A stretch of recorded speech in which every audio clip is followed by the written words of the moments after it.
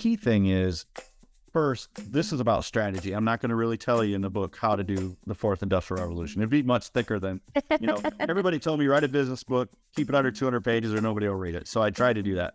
But this is really about the strategy, because a lot of people, what they do is they go to technology first. And they think there's a silver bullet in technology, and there's just not. It's really hard work.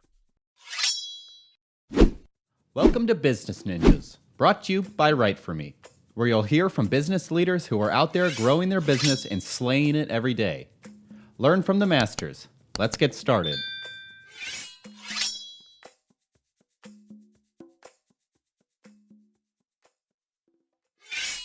Hey everybody, welcome back for another episode of Business Ninjas. I'm here today with Marty Groover. He's the partner and CTO at C5MI and also an author. Marty, welcome to the show.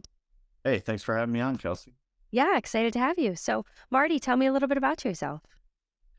Yeah, so I'm a retired Navy officer, spent 21 years in the Navy, started out enlisted working on weapon systems, and I went officer, and I got some great experiences learning about common operational pictures and advanced technologies with the weapon systems I worked on. Fast forward, I retired in 2007, went to work for Caterpillar, became a manufacturing guy, engineer.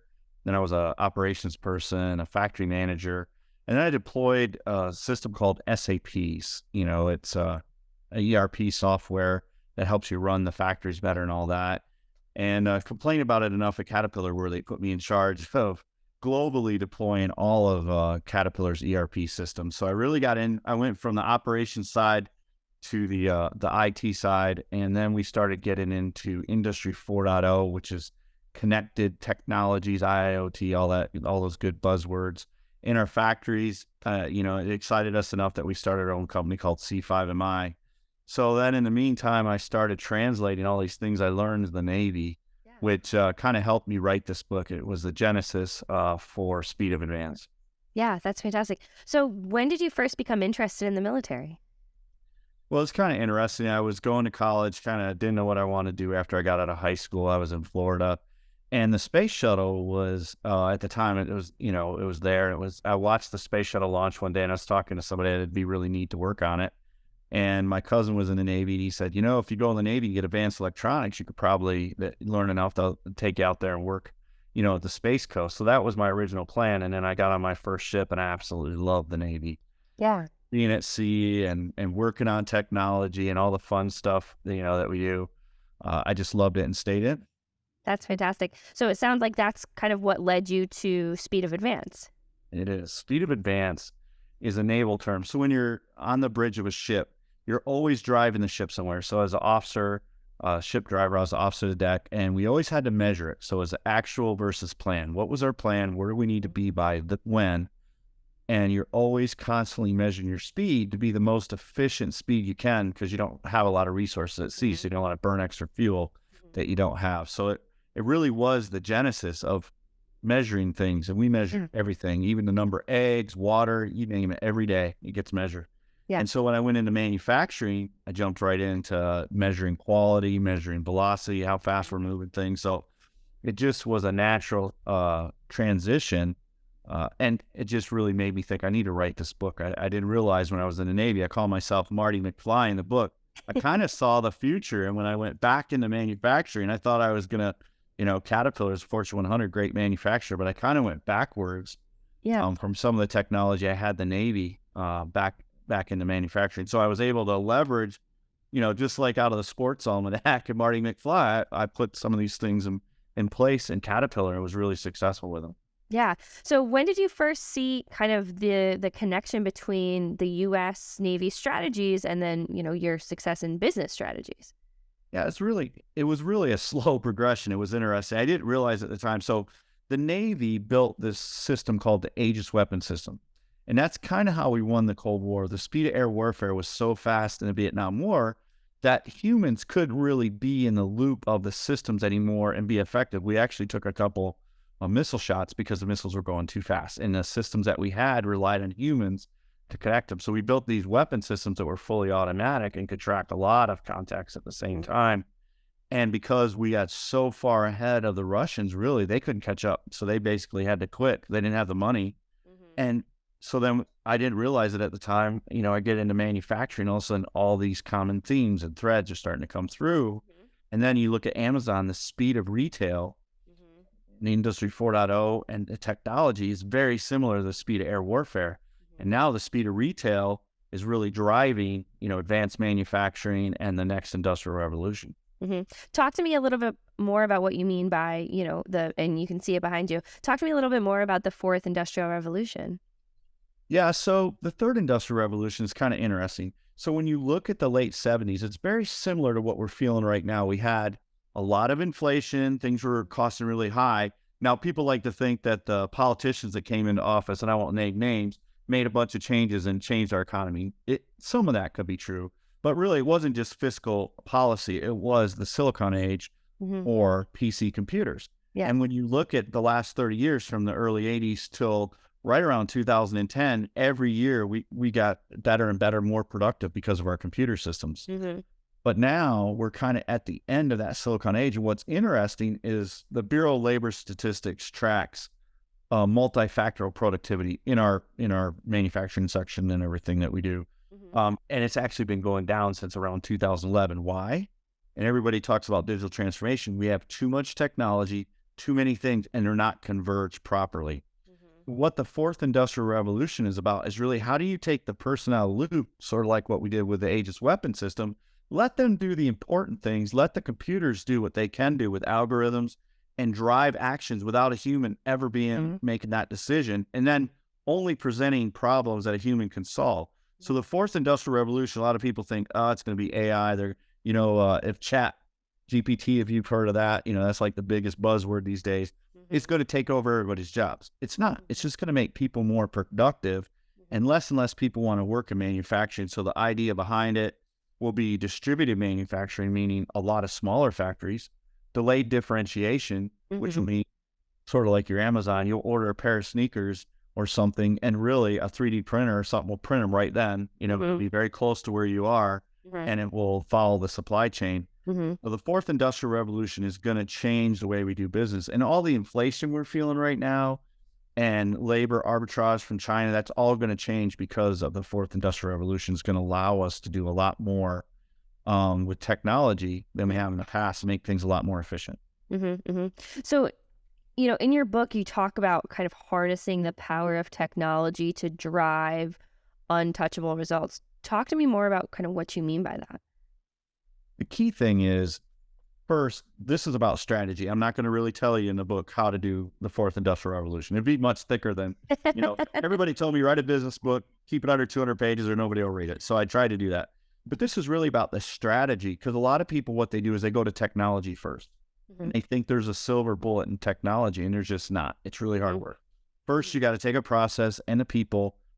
What capabilities do you need out of your process? I need to be able to do it this fast, this good a quality, whatever those are. And this is how we built the Aegis weapon system. We didn't say, oh, we're going to put a radar missile. We said, what capabilities do we need out of this system? And then from there, you select the right technology and just enough technology to solve that problem, to codify a process digitally, to keep it in control and empower the human to do more with less with the process. So it's really about using technology as an enabler to a capability, not just technology for technology's sake, if that makes sense. Yeah, no, absolutely. So that kind of takes me to my next question. Is the book starts off with chapter 1, about mission first, people always. So tell me more, about the intersection between, what you were just mentioning and what that means.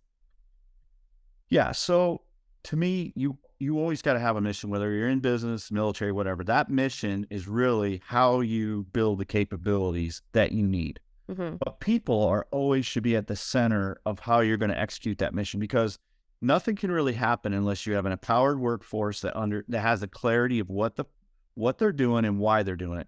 And if you get the why right for people, it's just amazing to see how they perform. And our military is that way. A lot of people get the why. They're there. They're dedicated. People don't understand what military people put themselves through, but it works the same. I use the same ideas that I had in the military to motivate people in the civilian world. And if you give people clarity and they understand what the mission is, oh, that's what you want me to do? Great. people want to do a good job. And that's what I found. I always tried to have the people engaged in the process and make them own it and really believe that they had the power in the business. And it's just amazing the results when you do that. Yeah. So talk to me about the mission of C5MI. Yeah. So C5MI is really about getting exponential business results by converging people, process, and technology. We live this every day to reduce waste, improve productivity, but also in a sustainable way. We are a company that believes in ESG and the economy, and we know the capabilities that we provide our customers to improve throughput, to reduce lead times in supply chains, or improve productivity of processes and people can improve business outcomes, make people's lives better, but also help our economy by using our environment, and our economy by using less resources to do the same thing that they did in the past. Yeah. So break down kind of the areas of expertise and the solutions that C5MI, is able to, dive into. So there's a maturity curve that people are on, depending on where they're at with the technology to industrial, fourth industrial revolution. You don't just go straight there. So you start with a digital core and think of that as your engine. Whatever your digital transactional system is that you use every day, whether it's accounting system, in manufacturing, it's an ERP system that does all your parts ordering and all that. So there's digital core. We do that. Warehouse management systems, core ERP systems. Then we do supply chain agility and resilience. How are you using that technology? Because a lot of people spend a lot of money on the digital core, then they never leverage it properly. They use a little bit of it or they don't adopt it well. Then it's visibility of the processes, whether you can see it, and now you're measuring the processes because you got your engine, and just like the Aegis weapon system, now I got a system on top of it that's measuring it every day. That's my speed of advanced measurements, actual versus planned. I was supposed to make this many widgets today. Did I do it or not? I was supposed to do it with this much labor. Did I use more labor than I was supposed to? Because every time you do that, you lose money, right? You leak, or you don't meet your customers' demands because you're not making stuff on time. And then from there, you go to predictability. How do I predict what's going to happen? How do I see it before it happens and I have failures to prevent it? Then to full autonomy. So that's kind of, if you think about a maturity curve, you want to get the full autonomy, but you don't get there in one step. So we have solutions all through there to help our customers. Yeah. Yeah. And why do you think it's important to follow, that process to, autonomy? Well, it just depends where you're at, the maturity model, where you're going to go. But if you can get to the full autonomy, you're going to have better business outcomes. You're going to empower your people, and you're actually going to be ready for the fourth industrial revolution. So if you look at the speed of retail and just go back 5 years and look at how many retail companies, brick and mortars, Bed Bath & Beyond's one of them, Toys R Us, they've gone out of business. Why? They had to go bankrupt because they could not stay with Amazon anymore. Well, that's going to happen in manufacturing too. So you got to do something. And how do you get there? Because if other companies get too far ahead, one, there won't be enough people out there that know how to do these things, the technology, and you won't have enough money to buy it, to get it, to catch up. So there's going to be a gap between the leaders and the laggards, and the laggards, the ones that wait too long to do it, will be the ones that will probably not exist. Yeah. So it sounds like part of C5MI is all about building kind of up to autonomy. Talk to me a little bit about how leaders can build that pipeline to get up there. See, thank you for asking that question, because that's the most important thing. When we go to our customers, that's probably the biggest issue that we solve. We know we need to do something, but we really don't understand how we should do it. And for us, we have a roadmap that's based off, what's your digital core? What are you trying to do? Do you have the foundational system? Because if you don't have the foundational engine, you really can't just try to add a bunch of technology on it. So what we do with leaders, think about your strategy. What is it going to be? So you forecast, like, I want to be able to do this, this, and this. What's your moonshot? Take your moonshot. If I could take my business right now and just hit a magic button and I could be here and this would solve a lot of my problems, what does that look like? And then you backcast into it. How am I going to build a roadmap to build that foundational layer? Because you got to build a foundation just like a house. And then you just keep adding to it and making it work better and better together. You can't just do a big bang and get it. It has to be very methodical strategy. The first thing I need to do is this, whatever that capability is. It might be I just need to be able to see all my quality events when they happen. I need to automate confirmation, so I don't have to rely on people to do it, because that causes me a lot of problems when I inventory. Whatever the problems are, what are the capabilities to solve it? And then you build a logical roadmap, based on that to get there. So do you see trends in different size companies, or your clients that tend to work with C5MI? Yeah, I mean, we go anywhere from Fortune 100 companies, we've worked with them, down to small to medium manufacturers. I mean, some of the smaller manufacturers, they're not there yet. There's a lot of companies, and some of them are just forward-leaning. They have a plan. They know what they want to do. Some of them are interested in just fixing a couple things. So it's really a dichotomy of what we deliver, and what we can deliver based on our different solutions, whether real-time location tracking, they may have a need for that. So there's some people that just need spot solutions and services, and then some that need the whole gambit. It just depends, really. Yeah. So you kind of dipped your toe into one of my next questions. Pun intended. Talk to me a little bit about kind of the iceberg of ignorance, because I think you started to kind of talk about that, but expand on that for me. So I love the iceberg of ignorance. So if you ever watched Undercover Boss, where does the undercover boss always go? All the way to the The bottom. bottom, right? Because that's where a lot of leaders think they know what's going on. In that iceberg of ignorance, the solutions we developed are really that vertical thread from the shop floor to the top floor, we call it, and then there's the horizontal thread through the supply chain. But if we do our job well, the people at the lowest level can run your business, and that's what you want. You want your leaders working 2 levels up, not 2 levels down. So what the iceberg of ignorance does is it democratizes the data, so everybody understands what they're doing and how what they're doing. Like I said before, if they understand the why and how the work they do rolls up to the goals of the company, it is amazing to see it in action. And you get rid of the iceberg of ignorance, because you create a digital single version of the truth. For instance, speed of advance, just build conformance. Today, I'm supposed to build this many. The system automatically tells me nobody has to go run a spreadsheet, do anything. The system counts it and tells me how many I build. I'm either ahead or behind. And everybody looks at the same data and agrees upon it, and they don't even think about whether it's right or wrong. And now they behave off that situational awareness. So it's really about getting rid of the iceberg of ignorance and everybody knowing at all levels, this is what we're doing, and this is how we're going to get continual improvement with this technology and these processes. That's really interesting. So are there any other misconceptions that you have heard to kind of debunk, either around like the convergence of people, process, and technology, the fourth industrial revolution, anything that, any other misconceptions that you see?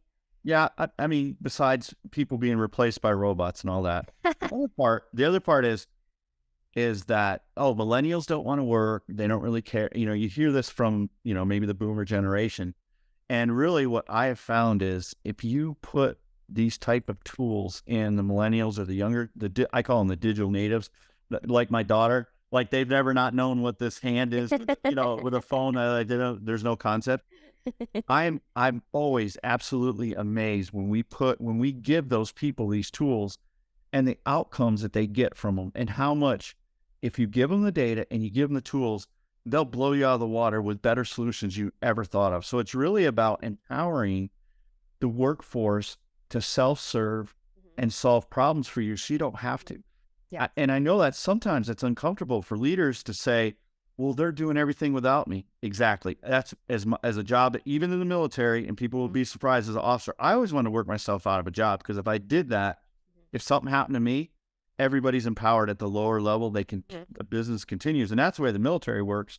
I always did that in the civilian world. Push the decisions, push the empowerment down the lower level.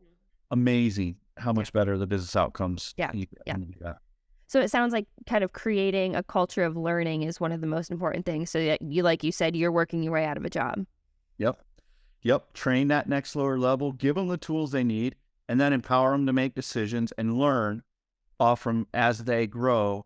And then what do they need next? And it's amazing. When I used to write reward posters, and I'd say, I'll give you this much money to solve one of my quality problems or something. Because it was say I had a quality problem, cost me $10,000 a month. Heck, I'll give you 1 month's worth of my cost if you solve that problem for me, because now I got 11 months, and going forward, I don't have that problem anymore. Yeah, yeah. So, Marty, as we kind of wrap up this podcast episode, is there anything that you want to leave our listeners with, either, about speed of advance, about the fourth industrial revolution, about C5MI? Yeah, first of all, I mean, it's about strategy, really thinking about how you're what the business outcomes that you need and how people can enable them. And then what are the processes and capabilities, then throw the technology on it. If you get the strategy right, adoption comes and then you get better business outcomes. As far as C5MI, we're a company, our culture is all about change, challenge the present, to change the future. We believe the fourth industrial revolution is going to make our country stronger. And the changes that we're going to see in 20 to 30 years are going to be unbelievable, exponential changes, but they're going to be good. They're not going to be bad like everybody thinks. It's really going to help our economy overcome. I mean, you look how much debt we have right now. We could really overcome that debt by getting that much more efficient and bringing manufacturing back to the United States. That's fantastic. Well, Marty, this has been a fantastic episode. I really appreciate you being on Business Ninjas, talking about your book, talking about C5MI, and I'm very thankful that we were able to connect. Yeah, thanks a lot for having me, Kelsey. I really enjoyed it. Take care.